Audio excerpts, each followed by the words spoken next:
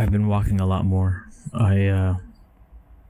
Discovering my neighborhood, which I used to do quite a bit when I had a dog.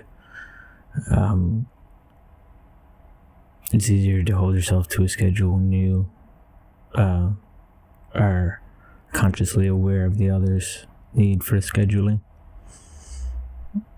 And my parents have always been mulling over an idea. Well, mentioned it this past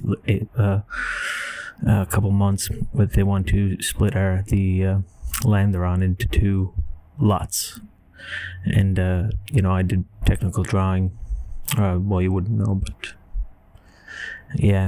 I have very good skills at architectural drawing, and I think I'm going to do them a favor and plan something for them.